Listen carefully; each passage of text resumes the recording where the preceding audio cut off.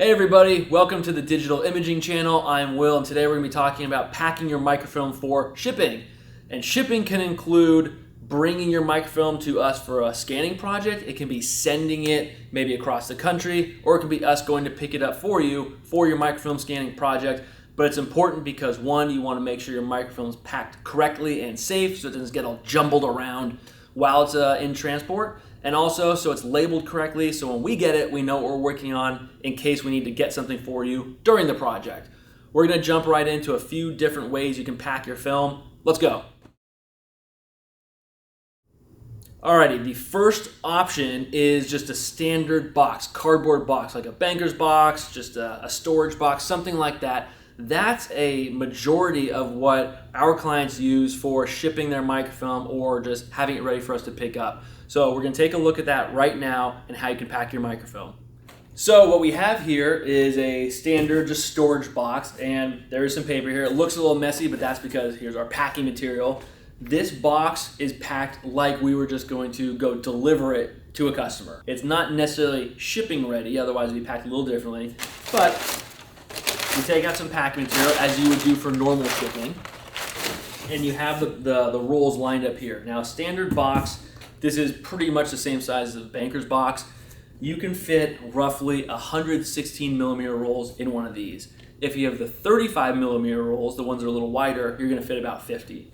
So very simply, make them nice and organized, layer them on there, pack it up, and if you don't have enough rolls to fill the entire box, make sure you pack it with some packing material so everything doesn't jostle around when it's being shipped or delivered, whatever it is. You don't want your microfilm bouncing around.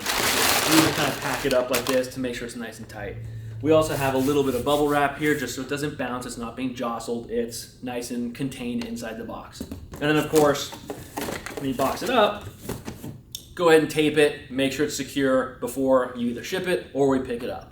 So that's your first option, is just a standard cardboard box, like a storage box, banker's box, something of that sort to pack your film.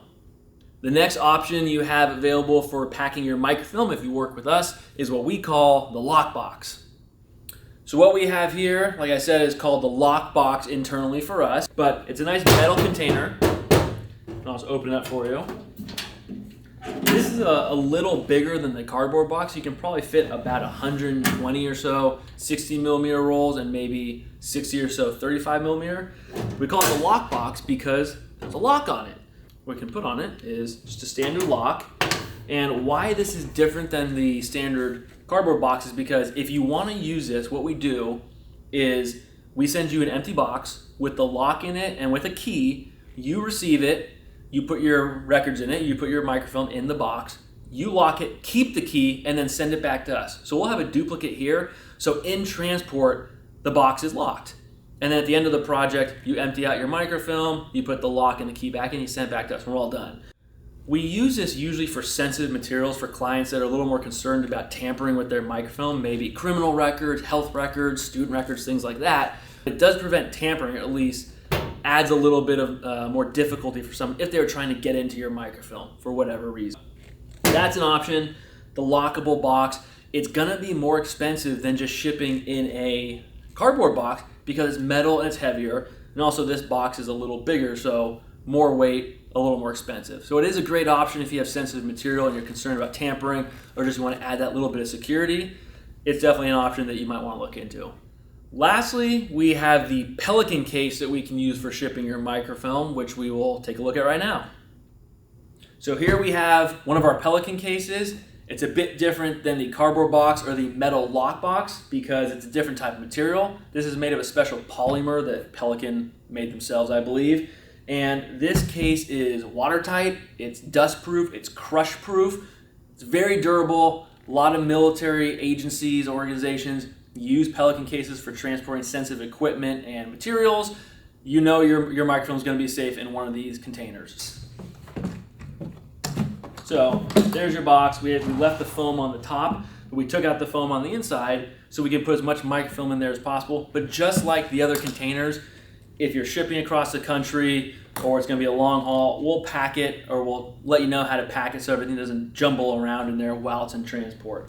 Another thing you might notice here is that we do have the holes for locks. So just like the lock box, we can put some locks on your Pelican case. So not only is your microfilm super protected in this very durable box, this container, but we can lock it as well to at least minimize the chance of tampering. And something that I did not mention with the lock box, but we want to mention with the Pelican case that applies to the lock box, is that when you pack these up, most of our clients do not just send it either in the lock box or in the Pelican case. They'll put it inside of a cardboard shipping box like, at FedEx, UPS, whatever it is, so that it doesn't stand out. It's still within a normal shipping box. Most of our clients do that just easier, so this isn't just bouncing around by itself. It looks like something cool. Someone might try to take it, put it in a normal box just so it's a little more protected.